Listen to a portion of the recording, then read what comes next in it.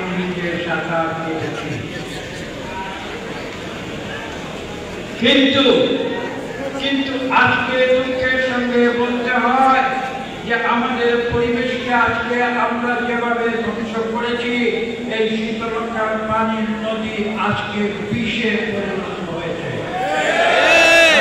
এই পরিবেশগত ধ্বংস এটা বাংলাদেশের জন্য মারাত্মক ক্ষতিকর। সেই মারাত্মক ক্ষতিকর অবস্থা থেকে এই শীতলক্ষা নদীর পানিকে পুনরায় সুশীতল কোমল পানিতে পরিণত করে আমাদের এই দেশকে রক্ষা করতে হবে। কাজে আমাদের সামনে আজকে বিরাট দায়িত্ব। বাংলাদেশের 18 কোটি মানুষ যখন বিগত 2024 সালের 5 আগস্টে স্বৈরাচারের বিদায়ের পরে নতুন করে আশা করতে শিখেছে, নতুন করে প্রত্যাশা করতে শিখেছে, তখন তাদেরকে সঠিক পথে চলতে হবে। মনে রাখতে হবে আওয়ামী লীগ যে একটি অত্যাচারী শাসকের দল, তাদের যে পথ, তাদের যে মত, তাদের যে কার্য পদ্ধতি, সেই কার্য পদ্ধতি কোনো অবস্থাতে বিএনপি অনুসরণ করতে পারে না। কারণ আমরা রাজনীতি শিখেছি শহীদ প্রেসিডেন্ট জিয়া রহমানের কাছ থেকে, আমরা রাজনীতি শিখেছি দেশনেত্রী বেগম খালেদা জিয়া আপসীন রাজনীতি থেকে, আমরা রাজনীতি শিখেছি শহীদ প্রেসিডেন্ট জিয়া রহমান সততা এবং শৃঙ্খলার রাজনীতি থেকে, আমরা রাজনীতি শিখেছি বেগম খালেদা জিয়ার নীতির প্রশ্নে আপসীন রাজনীতি থেকে, এবং আমরা রাজনীতি শিখেছি জনাব তারেক রহমানের ধৈর্যের রাজনীতি। কাজে এই 3 আদর্শ থেকে আমরা যেন কোনো অবস্থাতে বিচ্যুত না হয়। আজকে আমাদের আদর্শ যারা মতিন চৌধুরীর জীবনী থেকে যেন আমরা শিক্ষা লাভ করি। অত্যন্ত নম্র ভদ্র জীবন যাপন করেছে। আমি দেখি নাই কোনোদিন আমার সামনে তিনি কারো সামনে একটি সামান্য ধমক দিয়েছেন আমার জীবনে। কাজেই এই মৃত্যু বার্ষিকী আজকে আমরা করছি, এটা শুধু বক্তৃতা দেওয়ার জন্য নয়। এই মৃত্যু বার্ষিকী থেকে আমাদের শিক্ষা লাভ করতে হবে। তার জীবনের যে আদর্শ, তার জীবনের যে ভালো গুণ, সেখান থেকে আমাদের শিক্ষা লাভ করতে হবে। আমরা জানি রাজধানী ঢাকার সঙ্গে যাতায়াতের জন্য এই অতি প্রয়োজনীয় একটি ব্রিজ, তার গুরুত্ব আরোপ করে তিনি সেই চিঠি আমাকে দিয়েছিলেন। এবং আপনাদের আনন্দের সঙ্গে ঘোষণা করি, পরিকল্পনা মন্ত্রণালয় থেকে সেই ব্রিজ অনুমোদন করে আমি মতিন চৌধুরী সাহেবের বাসায় সেই পত্র আমি নিজের হাতে পৌঁছে দিয়েছিলাম। অত্যন্ত দুঃখের বিষয়, সেই বৃষ্টির নামকরণ আজও মতিন চৌধুরীর নামে হয় না।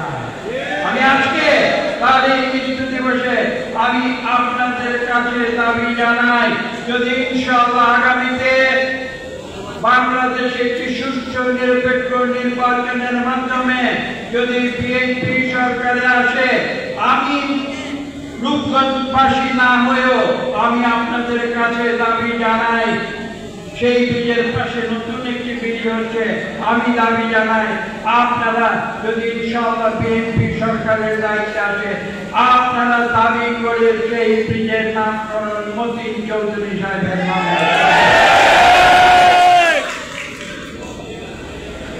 এখানে আমরা সমবেত হয়েছি, আমি একটু আগে বলেছি, মতিন চৌধুরী সাহেবের প্রতি শ্রদ্ধা জানানোর জন্য। আপনারা জানেন আপনাদের সর্ব উত্তরে যে একটি ইউনিয়ন রয়েছে, তার নাম হচ্ছে ভোলাপহ ইউনিয়ন। ভোলাপহ ইউনিয়নটি আমাদের পলাশের প্রতিবেশী, এবং যে কারণে আমরা বলেছি, আমি একটু আগে বলেছি, নরসিংদী এবং নারায়ণগঞ্জ, আমরা দুটি জেলা, আমরা কিন্তু প্রতিবেশী ভাই ভাই। কাজে মতিন জ্যোতি সাহেবের ঘনিষ্ঠ একজন ব্যক্তি ছিলেন। আপনারা জানেন ভোলাগড় ইউনিয়নের তিনি দীর্ঘ প্রায় 20-30 বছর চেয়ারম্যান ছিলেন, মানিক চেয়ারম্যান। এবং সেই মানিক চেয়ারম্যান অনেক সময় প্রায় 90-এর দশকে তিনি আমার এখানে আসতেন এবং আমি মানিক চেয়ারম্যান সাহেব এবং মতিন জ্যোতি সাহেব একসঙ্গে আমরা গল্প করতাম। এবং এই যে একটি সংযোগ আমাদের মধ্যে ছিল, এই সংযোগ কিন্তু আজকে রাজনীতিতে খুব একটি দুর্লভ বিষয় হয়ে থাকে। আমি আপনাদের কাছে অনুরোধ করব যে আগামীতে ইনশাআল্লাহ বিএনপি যদি এই দেশ পরিচালনার দায়িত্বে আসে, আপনারা এমন একটি রাজনীতি বাংলাদেশের মানুষকে পুনরায় উপহার দেবেন যে রাজনীতিতে হিংসা, দেশ, মারামারির সংঘাত, মতিন চৌধুরী সাহেবের জীবনের যে আদর্শ, শান্তিপূর্ণ রাজনীতির যে আদর্শ, আমাদের বিএনপির যে শান্তিপূর্ণ রাজনীতির আদর্শ, শহীদ প্রেসিডেন্ট জিয়া রহমান যে ঐক্যের রাজনীতি তিনি সৃষ্টি করেছেন, সকলের সঙ্গে মিলেমিশে থাকা, প্রতিহিংসা রাজনীতি যেটা বিএনপি সবসময় বর্জন করেছে। দেশনেত্রী বেগম খালেদা জিয়া যখনই তাকে কখনো কোনো প্রশ্ন জিজ্ঞাসা করা হয়েছে, তিনি কিন্তু কখনো প্রতিহিংসা রাজনীতি আমাদের শিক্ষা দেন নাই, বরঞ্চ তিনি আমাদের ধৈর্যের রাজনীতি শিক্ষা দিয়েছেন। আমাদের বর্তমান ভারপ্রাপ্ত চেয়ারম্যান জনাব তারেক রহমান এই বাংলাদেশ থেকে শুধু 10,000 কিলোমিটার দূরে অবস্থান করেও তিনি বিগত প্রায় 7.5 বছর যাবৎ আমাদের যে নেতৃত্ব দিয়েছেন, সেই নেতৃত্বে তিনি আমাদের ধৈর্য শিক্ষা দিয়েছেন, কখনো উচ্ছৃঙ্খল রাজনীতির শিক্ষা দেন না। আমাদের রাজনীতি, আমি বলেছি যে এই রাজনীতি হবে সহনশীলতার রাজনীতি, এই রাজনীতি হবে বন্ধুত্বের রাজনীতি, এই রাজনীতি হবে আমাদের সকলের মধ্যে মিলে মিশে বাংলাদেশকে আমরা নতুন করে বিশ্বের বুকে গড়ে তুলব, সেই রাজনীতি। আমি আপনাদের কাছে বিনীত অনুরোধ করব, আজকে আমরা এখানে সমবেত হয়েছি, শুধু বক্তৃতা দিলে হবে না। আজকের এই সমাবেশ অত্যন্ত চমৎকার এবং আপনারা যেভাবে আমাকে গ্রহণ করেছেন এখানে আজকে এই বিশাল সমাবেশ, আমি আপনাদের প্রতি কৃতজ্ঞতা জানাই। এবং আমি মনে করি যে আমরা এই রূপগঞ্জের মানুষ, পলাশের মানুষ, আমরা কিন্তু একই সূত্রে কথা। আমি আপনাদের কাছে আজকে অনুরোধ করব, আসুন আমরা বাংলাদেশে আওয়ামী লীগের হিংসা, দেশ দমন পীড়ন, মামলা হামলা রাজনীতি প্রত্যাখ্যান করে তাদের সেই অত্যাচার, নির্যাতন, গুম, খুন, এই সকল রাজনীতি প্রত্যাখ্যান করে আগামীতে আমরা বাংলাদেশে একটি শান্তির রাজনীতি তৈরি করি, ধৈর্যের রাজনীতি সৃষ্টি করি এবং মানুষের কল্যাণের রাজনীতি যেন আমরা সৃষ্টি করি। আজকে এই শীতলক্ষার পারে আমরা যখন গাড়ি দিয়ে আসছিলাম, আমি দেখেছি এই শীতলক্ষা নদীর কি পরিণতি আজকে হয়েছে। আপনাদের উদ্দেশ্যে আরেকটি স্মৃতিকথা থেকে বলতে চাই, এই শীতলক্ষার নদীতে আমি যখন স্কুলে, আশ্চর্যের বিষয় হচ্ছে যে যখন মন্ত্রিসভা গঠিত হলো, সেই মন্ত্রিসভায় কিন্তু 91 সালে প্রথমে মতিন চৌধুরী সাহেবের নাম ছিল। আমি ছুটে গেলাম তার বাড়িতে শান্তিনগরে, তাকে জিজ্ঞাসা করলাম এটা কি হলো। তিনি আমাকে সেদিন একটি কথায় বলেছিলেন যে মহিন, তুমি ধৈর্য ধরো। আপনারা জানেন পরবর্তীতে দেশনেত্রী বেগম খালেদা জিয়া তাকে বাংলাদেশের সবচেয়ে গুরুত্বপূর্ণ মন্ত্রীর পদ, স্বরাষ্ট্রমন্ত্রীর পদ দিয়েছে।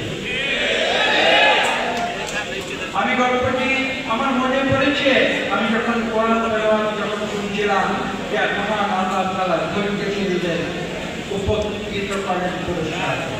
এবং সঙ্গে সঙ্গে আমার মতিন চৌধুরী সাহেবের জীবনের ইতিহাস সবাই। এখানে আরেকটি বিষয়, সেই ধৈর্যের যে পরীক্ষা, এই সম্বন্ধে আরেকটি গল্প আমি এখানে বলতে চাই। আপনারা আসলে পূর্বাঞ্চলের ইতিহাস, পূর্বাঞ্চল যে শহরতলি, সেই শহরতলি কিন্তু জনাব মতিন চৌধুরী সাহেবের সৃষ্টি। এবং আপনাদের উল্লেখ করে আমি বলতে চাই যে সেই সময়ে এই পূর্বাঞ্চলবাসী মতিন চৌধুরীর যে উন্নত পরিকল্পনা, আমি তখন পরিকল্পনা মন্ত্রীর দায়িত্বে ছিলাম, সেই উন্নত পরিকল্পনা, সেই পরিকল্পনা কিন্তু তখন পূর্বাঞ্চলের মানুষ উপলব্ধি করে না। আজকে সেই পূর্বাঞ্চল একটি ঢাকা রাজধানীর একটি অত্যন্ত উন্নত একটি শহরতলিতে পরিণত হতে যাচ্ছে। আজকে মানুষ সেখানে পথ পাওয়ার জন্য পাগল হয়ে গিয়েছে।